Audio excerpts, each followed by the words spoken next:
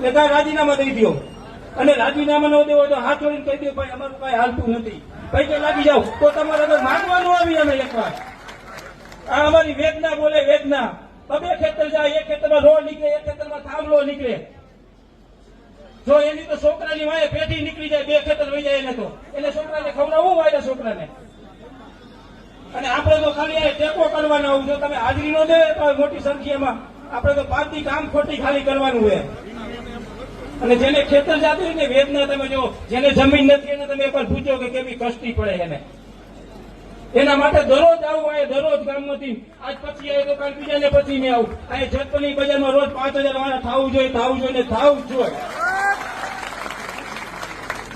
હું રોજ એક કત્ર અહીં આવું, મહેન્દ્રનગર એક કત્ર આવું, અને મારા ઘરેથી મારો ભત્રીજો ની જીવોપતિ રોજ આવે છે.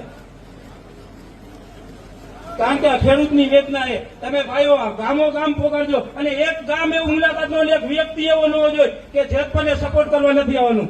એટલે જેતપર વાળાને ખાસ કહું કે કાલી રાતે ફોન કરજો, કાલી રાતે પાળીએ થવા પડે તો પાળીએ થવા માટે અમે તૈયારી કરવા માટે. જેમ બારવટું ગામ લૂંટવા આવતા હતા આપણા દાદા બારવટું થઈ ગયા, એમ આપણા ખેતર લૂંટવા આવ્યા હોય ને અદાણીને, એને મારે બારવટીએ થવું તો 13 પહેલી માનું બારવટ થઈ છે, પારિયા પૂજાય છે. છેવટ છોકરા પૂછે કે આપણા ખેતરમાં તો દાદા પારિયા થઈ ગયા હતા. જય ભારત, જય જવાન. ખૂબ સરસ વાત કરી. જે કાંઈ કરવાનું થાય તો અમે તૈયાર છીએ.